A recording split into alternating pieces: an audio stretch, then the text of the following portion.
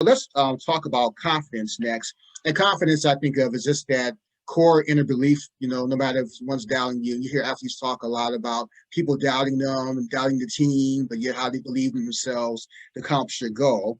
And so, wanted to actually have Carly again, and also Danny and Lauren and Matt to address that. So, Carly, when we start with you again and just talk about the importance of confidence for your sports career. So, in confidence, I think being prepared. It was Shanahan's book that I read once he won the Super Bowl. Really stuck with me on being prepared with your job, and it kind of goes with self improvement too. And the more you're prepared, the more you're confident in your abilities and your skills and your talents. But also, if you're not, to learn how to fake it till you make it, because people don't know what they don't know. So if they don't know, you don't know how to do it, go learn how to do it. And if you have confidence in your abilities and confidence in your question asking, then you can probably figure it out more than not. So another one of my favorite topics. All right, Carly, thank you. The good old fake it to make it till you make it. All right. Danny, how about you? Yeah, thank you. Thanks, Ron. I think I love the fake it till you make it. I think it always actually is like the best advice for anybody in any career, really, because I think everybody has aspirations to become something or to, reach a certain level in the industry or, whatever your goal is. But, for the most part, nobody's really born knowing how to do whatever job or whatever, dream you have, even taking it back to the athlete approach. I mean, how many of us dreamed to be pro athletes once when we were kids? I mean, I know I did, but obviously that didn't work out. But I think part of it is having the confidence of knowing that if you fail, whatever that means, right? If you don't reach whatever you're going towards, that you can still have, success. And I think that's kind of an important part of confidence, is knowing that if something doesn't quite work out the way you expected it to, it's okay. I mean, you're better off for the experience, you're better off for trying it. And that opportunity, whatever it happens or whatever, shortcoming you experience, is only going to make you stronger and a better candidate for whatever your next opportunity is. So I think maintaining your confidence is probably the biggest advice I would give, because confidence wavers just like anything else. And I know for people who are even in the industry a long time, you still need to maintain your level of confidence in order to get to the next level of whatever career you have. Good stuff, Danny. And I really like that. Your confidence does waver. And so it is the maintenance project. All right. So, Lauren, how about you chiming in on that?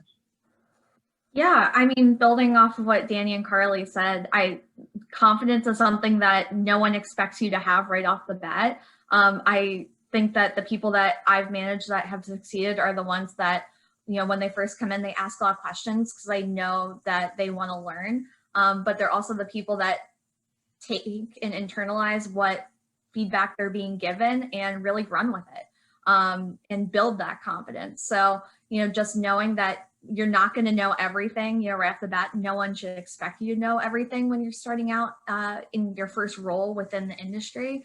But really, take to heart what feedback you're being given, and work your butt off, for lack of a better term, to make sure that you're confident and that you're able to do what you're learning the next time. The more you do it, it's a learned skill.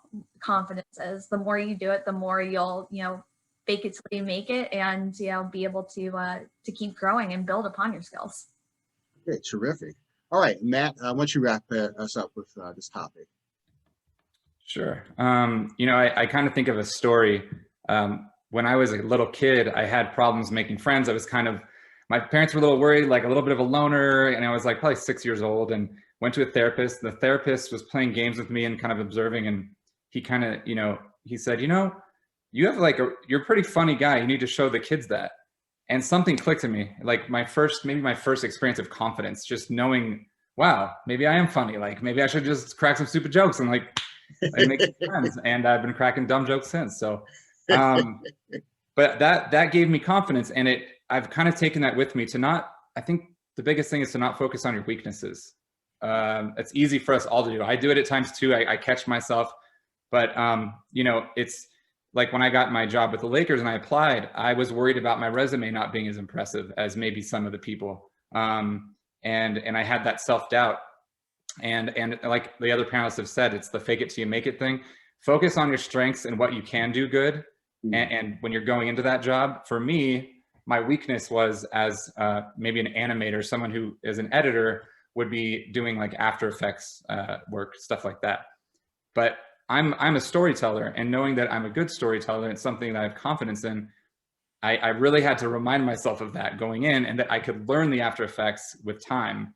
So really just don't doubt yourself. Like everyone said, like no one has started these jobs knowing everything. And it's a slow evolution, and it's a fun process. And if you just go with the flow, like you'll see the effects, and it's awesome. Very good stuff. And thank you for that story, Matt. Man, so much to share. So just, you know, fake it till you make it. Obviously, that theme was raised several times. And I like also too, knowing that even if you fail, you can still have success. So not focusing on the failure, but just doing what you need to do. But you can still have success even during those down moments. No one expects you to be confident right off the bat too. And so as you're going into this, especially starting off, folks are going to understand that you have a lot to learn. You don't know everything. So no one's expecting you to come in with full of confidence. So understanding that. And then and I love focusing on your strengths and not so much your weaknesses as well, because we tend to get thrown off, you know, in our thought process when we're focusing on our weaknesses. And that's what makes us lack confidence. But if you really focus on what you have to offer, what you're good at doing, what resources you can bring to the table, that helps a lot too. And Matt said something indirectly that I wanted to also toss in too. But I think it's great to have that support system. So just as a therapist is kind of, you know, planting that seed when he was early, you know, about him cracking jokes, you know, something clicked. And so confidence wavers, as was said earlier, but if we can have folks in who can really invest in us, that can help us to kind of maintain our confidence and build it back up.